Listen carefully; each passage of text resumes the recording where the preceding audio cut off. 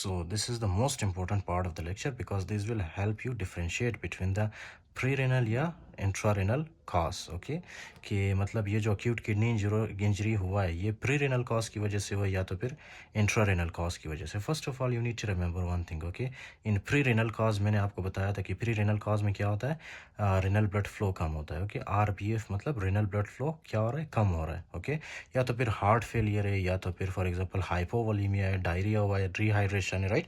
तो इस तरह के कुछ कंडीशंस होते हैं जिनकी वजह से रेनल ब्लड फ्लो कम होता है। सिंपल। ओके, अब जब रेनल ब्लड फ्लो कम होगा तो हाइड्रोस्टेटिक प्रेशर कम होगा, जिसकी वजह से यहाँ से ब्लड कम फिल्टर होगा, राइट।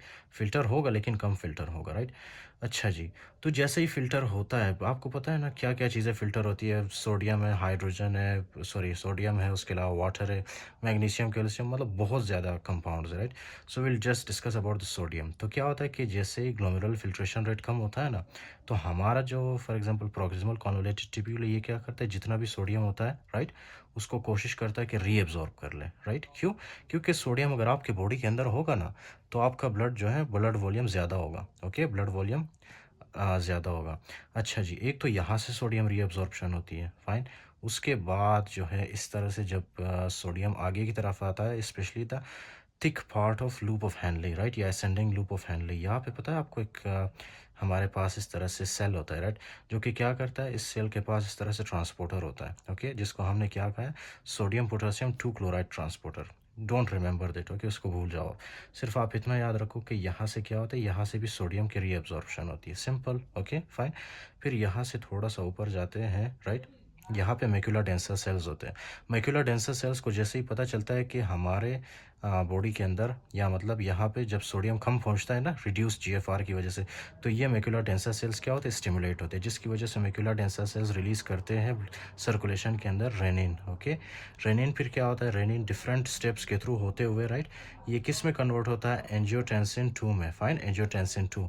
अब एंजियोटेंसिन 2 का इस तरह से रिसेप्टर होता है कहाँ पे, ये जो आपको नज़र आ रहा है ये वाला आर्टीरियल, इसको क्या कहते हैं, ईफरेंट आर्टीरियल। ये एंजियोटेंसिन 2 आके क्या करता है, यहाँ पे ईफरेंट आर्टीरियल के साथ अटैच होता है, राइट, जिसकी वजह से ईफरेंट आर्टीरियल की वेजो कॉन्स्ट्रिक्शन होती है। फाइन, ये ईफरेंट आर्टीरियल क्या होती है, कॉन्स्ट्रिक्ट होती है। अब जब कॉन्स्ट्रिक्ट होगी तो क्या यहाँ से ब्लड इजीली मूव कर पाएगा, आगे नहीं कर पाएगा, राइट, जिसकी वजह से ब्लड ज़्यादा अरसे के लिए यहाँ पे स्टेसिस करेगा, राइट, या मतलब स्टे करेगा, जिसकी वजह से ज़्यादा ग्लोमेरुलर फिल्ट्रेशन रेट होगी। इसी तरह से क्या होगा, इसी तरह से हमारी किडनी जो है ना वो ग्लोमेरुलर फिल्ट्रेशन रेट को नॉर्मल करती है, राइट। जब ग्लोमेरुलर फिल्ट्रेशन रेट कम होता है ना आपकी बॉडी के अंदर, तो क्या है, यहाँ पे इफरेंट आर्टीरियल्स की वेजो कॉन्स्ट्रिक्शन होती है, जिसकी वजह से यहाँ से ब्लड आसानी से आगे की तरफ मूव नहीं कर पाता है। ज़्यादा देर के लिए ब्लड यहाँ पे पड़ा रहता है, राइट। जब ज़्यादा देर के लिए ब्लड यहाँ पे पड़ा रहेगा तो क्या होगा, यहाँ से ब्लड के अंदर जितना भी फॉर एग्जांपल सोडियम है, वाटर है, वो सारा फिल्टर होगा, राइट। तो इस तरह से फिल्ट्रेशन नॉर्मलाइज होती है। फाइन, किस वजह से, ये आपके मैकुला डेंसा सेल्स होते हैं।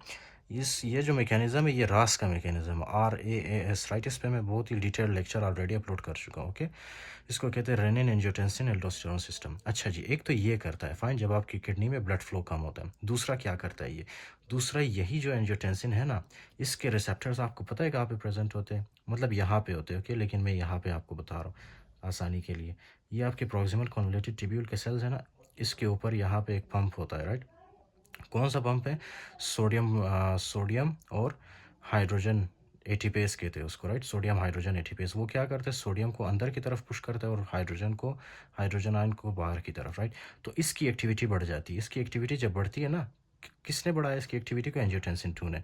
तो इसकी एक्टिविटी जब बढ़ जाती है तो ये क्या करता है, सोडियम को रीएब्जॉर्ब करता है। सिंपल। ओके, फिर उसके बाद यही एंजियोटेंसिन 2 क्या करता है, यही एंजियोटेंसिन 2 के रिसेप्टर्स होते हैं हमारे किडनीज के ऊपर। आपको पता है ग्लैंड होता है जिसको हमने नाम दिया है एड्रेनल ग्लैंड। ओके, तो ये एंजियोटेंसिन 2 जाके क्या करता है, इस एड्रेनल ग्लैंड को स्टिमुलेट करता है, जिसकी वजह से एड्रेनल ग्लैंड क्या रिलीज करता है, एल्डोस्टीरोन। ओके, एल्डोस्टेरोन रिलीज करता है। अब ये जो एल्डोस्टेरोन है ये क्या करते हैं, दिस इज़ वेरी सिंपल। ये एल्डोस्टेरोन आता है आपके डिस्टल कॉन्वोलेटेड ट्यूब्यूल में, राइट। इसके ऊपर एक सेल होता है जिसको हमने क्या नाम दिया, इंटरकैलेटेड सेल्स। इसके रिसेप्टर्स होते हैं, आप intercalated cells, right. Intercalated cells के रिसेप्टर होते हैं। तो ये क्या करता है, इंटरकैलेटेड सेल्स के जो रिसेप्टर होते हैं ना, ये यहाँ पे एक पंप होता है, राइट, जिसको हमने क्या नाम दिया, sodium chloride pump. Okay, sodium chloride pump होता है, और सोडियम क्लोराइड पंप क्या करता है, सोडियम को ज़्यादा से ज़्यादा रीएब्जॉर्ब करता है। ओके, ज़्यादा से ज़्यादा रीएब्जॉर्ब करके ये इसको कहाँ पे भेज देता है, सर्कुलेशन में। फाइन। तो अगर अगर आपके बॉडी के अंदर सोडियम ज़्यादा होगा तो आपकी बॉडी के अंदर वाटर भी ज़्यादा होगा। ओके, और हमारे पास प्राइमरी प्रॉब्लम क्या था, हमने कहाँ से स्टार्ट किया था, कि हमारे बॉडी के अंदर रिनल ब्लड फ्लो कम क्यों होती है, क्योंकि बॉडी के अंदर या तो डिहाइड्रेशन हुआ होता है या तो फिर वाटर की डेफिशिएंसी होती है, राइट, जिसकी वजह से ब्लड वॉल्यूम कम होता है। फाइन। तो हम क्या करते हैं, सोडियम को ज़्यादा से ज़्यादा रिजर्व करते हैं, ज़्यादा से ज़्यादा हम उसको सेव करते हैं अपने बॉडी के अंदर, ताकि सोडियम के साथ वाटर भी हमारे बॉडी के अंदर सेफ रहे। Okay, fine. और हमारा जो ब्लड वॉल्यूम है वो फिर नॉर्मलाइज होगा। Okay, this is the mechanism. दूसरा ये है कि यही एल्डोस्टेरोन क्या करता है, आपके कलेक्टिंग डक्ट पे जाता है। Trust me, they are topics of the physiology, मैं बहुत डिटेल में एक्सप्लेन कर चुका हूँ। ओके, तो ये एल्डोस्टेरोन जाता है आपके डिस्टल कॉलोलेटेड ट्यूब्यूल, राइट, यहाँ पे तो इसने काम कर लिया अपना। उसके बाद यहाँ पे आता है कलेक्टिंग डक्ट में। कलेक्टिंग डक्ट में ये आने के बाद यहाँ पे इसके साथ अटैच होता है। फाइन। और यहाँ से क्या करता है, मज़ीद सोडियम और वाटर को रीएब्जॉर्ब करना स्टार्ट कर देता है। किस चीज़ को, सोडियम को और वाटर को, राइट। और यही तो चाहिए ना हमें, ये सोडियम और वाटर क्या होंगे, रीएब्जॉर्ब होंगे कहाँ से, यहाँ पे प्रिंसिपल सेल से। फिर ये प्रिंसिपल सेल्स सोडियम और वाटर को कहाँ पे भेजेंगे, हमारे ब्लड वेसल्स में। फाइन, राइट, जिसकी वजह से ब्लड वॉल्यूम ज़्यादा होगा। ओके, और वही तो हमें चाहिए, सिंपल। ओके, नेक्स्ट, ये जो है हमारे पास एंजियोटेंसिन 2, ये बहुत इंपॉर्टेंट है, राइट। क्यों इंपॉर्टेंट है, क्योंकि ये हमारे ब्रेन पे भी एक्ट करता है। See now it is very interesting. Okay, brain के ऊपर एक्ट करता है। डू यू नो, ब्रेन से इस तरह से एक ग्लैंड होता है जिसको हमने क्या नाम दिया, pituitary gland, posterior pituitary gland specially, right, एक एंटीरियर एक पोस्टीरियर। तो पोस्टीरियर पिट्यूटरी को ये क्या करता है, एंजियोटेंसिन 2 स्टिमुलेट करता है। Okay, fine. Before that you need to remember कि यह ब्रेन के अंदर यहाँ पे थर्स्ट सेंटर होता है, राइट, जो कि आपके प्यास को कंट्रोल करता है, राइट, प्यास को नहीं, प्यास प्यास। ओके, तो ये क्या करता है, वो जो थर्स्ट सेंटर है ना आपका, उसको भी स्टिमुलेट करता है। जब थर्स्ट सेंटर स्टिमुलेट होगा तो क्या होगा, आपको ज़्यादा से ज़्यादा पानी की ज़रूरत होगी, राइट। तो आप क्या करोगे, आप वाटर ड्रिंक करोगे। ओके, तो you will drink water. Fine. तो ये पहला मैकेनिज्म है एंजियोटेंसिन 2 का। दूसरा मैकेनिज्म क्या है कि एंजियोटेंसिन 2 पोस्टीरियर पिट्यूटरी को स्टिमुलेट करता है, जिसकी वजह से एंटी डाययूरेटिक हार्मोन रिलीज होता है। फाइन। अब ये जो है एंटी डाययूरेटिक हार्मोन है, ये ब्लड के थ्रू आता है हमारे किडनीज़ के पास, राइट। और किडनीज़ के पास जो है इधर कलेक्टिंग डक्ट में इसके कुछ रिसेप्टर्स होते हैं एंटी डाययूरेटिक हार्मोन के। फाइन। ये एंटी डाययूरेटिक हार्मोन यहाँ पे आके अटैच होता है, जिसकी वजह से ये सेल को स्टिमुलेट करता है कि ये सेल अपने ल्यूमिनल साइड पे क्या करे, एक्वापोरिन 2 चैनल्स बना ले, राइट। जब एक्वापोरिन 2 चैनल्स बनते हैं ना, तो क्या होता है, यहाँ से more and more water reabsorb होता है। ओके, फिर ये वाटर हमारे सर्कुलेशन में, हमारे ब्लड वेसल्स में जाता है, जिसकी वजह से water fluid volume, blood volume normalize होती है। Okay, fine. तो इस तरह से क्या करता है, हमारा बॉडी नॉर्मलाइज करता है, राइट, अपना कंडीशन, मतलब जो भी ब्लड लॉस हो या मतलब डिहाइड्रेशन, डायरिया वाला केस हो, तो इस तरह से हमारा बॉडी फंक्शन करता है। Okay, fine.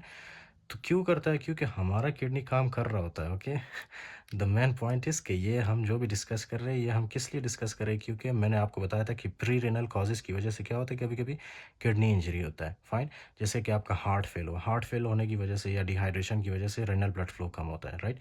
लेकिन आपका किडनी तो सही काम कर रहा है ना। Okay, fine. तो आपको यूरिन में क्या मिलेगा, अब आप मुझे बताएंगे, यूरिन में आपको क्या मिलेगा, यूरिन में आपको सोडियम ज़्यादा मिलेगा या कम मिलेगा, you have to think about this.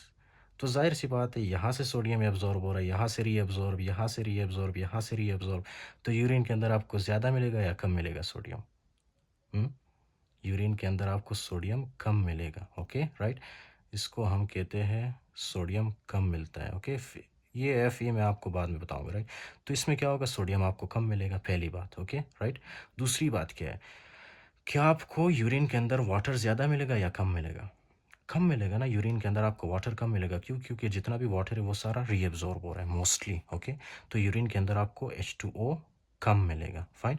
जिसकी वजह से यूरिन की ऑस्मोलैलिटी बढ़ जाएगी। ओके, यूरिन ऑस्मोलैलिटी, ऑस्मोलैलिटी क्या होगी, बढ़ जाएगी। Simple. I think it will be more than 500, शायद, ये मैं बुक में आपको बताऊंगा, राइट। तो यूरिन की ऑस्मोलैलिटी बढ़ जाती है, राइट। यूरिन की ऑस्मोलॉजी बढ़ने का मतलब क्या है कि आपका यूरिन जब प्रोड्यूस करते हो ना आप यूरिन, वो बिल्कुल ऐसे येलो कलर का यूरिन होता है। फाइन। क्यों, क्योंकि उसके अंदर पानी नहीं होता। आपने शायद एक्सपीरियंस किया हो यार कभी। Okay, fine. So that is the sodium. उसके बाद है हमारे पास क्या नाम है इसका, वाटर, राइट। जब एंटी डायरेटिक हार्मोन रिलीज होता है, कलेक्टिंग डक्ट पे एक्ट करता है ना, तो ये पता है क्या करता है, एंटी डायरेटिक हार्मोन यहाँ से यूरिया को भी एब्जॉर्ब कर लेता है, यूरिया, ओके, यूरिया, फाइन। तो आपको यूरिया के अंदर सॉरी यूरिन के अंदर यूरिया ज़्यादा मिलेगा या कम मिलेगा? आपको यूरिन के अंदर यूरिया कम मिलेगा, ओके। लेकिन जब आप ब्लड चेक करते हो अपना, तो ब्लड के अंदर क्या होगा, ब्लड के अंदर यूरिया ज़्यादा मिलेगा आपको, फाइन। ब्लड यूरिया नाइट्रोजन ज़्यादा होगा, simple, okay. So these are the findings with the help of which you can differentiate कि इसको प्री रेनल काज है या post renal, sorry pre renal है या इंट्रा रेनल। अब इंट्रा रेनल की बात करते हैं, जब आपका किडनी डैमेज होता है, फाइन, उसमें आपको क्या फाइंडिंग्स मिलती है? This is very very simple, trust me. अच्छा जी, नाउ लिसन, ओके। यहाँ से सोडियम रीअब्जॉर्ब होगा? नहीं होगा, राइट। जहाँ जैसे यहाँ पे हो रहा था, यहाँ पे होगा? नहीं होगा। क्यों? क्योंकि ये मैंने आपको बताया था, ये डैमेज हो चुका होता है, ये डैमेज, ओके। यहाँ पे कलेक्टिंग ट्यूब्यूल, कलेक्टिंग डक्ट के सेल्स ये डैमेज हो चुके होते हैं, फाइन। तो यहाँ से सोडियम रीअब्जॉर्ब होगा? नहीं होगा। यहाँ से सोडियम रीअब्जॉर्ब होगा? नहीं होगा। यहाँ से होगा सोडियम रीअब्जॉर्ब? नहीं होगा। तो ये सोडियम सारा कहाँ पे आएगा? आपके यूरिन में। तो आप बताएं, यूरिन के अंदर सोडियम आपको ज़्यादा मिलेगा या कम मिलेगा? यूरिन के अंदर आपको सोडियम ज़्यादा मिलेगा, simple, okay. The next one is the number 2। अच्छा, अब आप बताइए, यहाँ से वाटर रीअब्जॉर्ब होगा? जैसे यहाँ पे हो रहा था, यहाँ से वाटर रीअब्जॉर्ब हो रहा था, यहाँ से, क्या यहाँ पे होगा? नहीं होगा ना।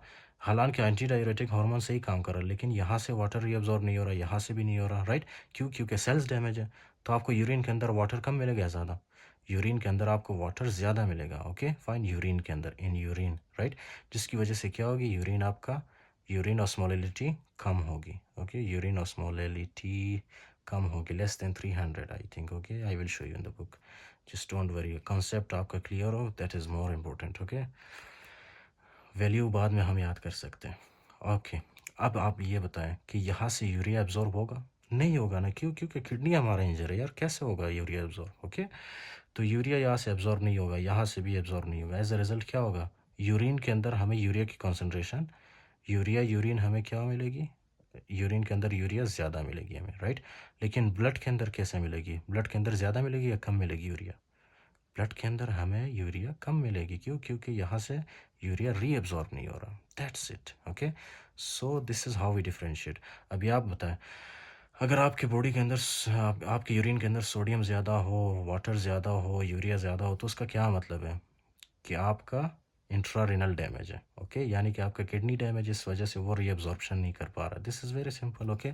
अगर आपने ये पता करना है कि आपका फॉर एग्जांपल ये है, आपके पास सोडियम रीअब्जॉर्प्शन ज़्यादा हो रही है, राइट। यूरिन के अंदर सोडियम कम आ रहा है, यूरिन के अंदर वाटर कम आ रहा है, यूरिन के अंदर यूरिया कम आ रहा है, तो इसका क्या मतलब है कि आपका किडनी ठीक है, ये सारी चीज़ें रीअब्जॉर्ब कर रहा है, राइट। इसका मतलब है कि kidney, acute kidney injury kidney की वजह से नहीं, बल्कि कोई प्री रेनल कॉज की वजह से, जैसे कि डिहाइड्रेशन, डायरिया, हार्ट फेलियर की वजह से हो सकता है, right. So this is all about AKI।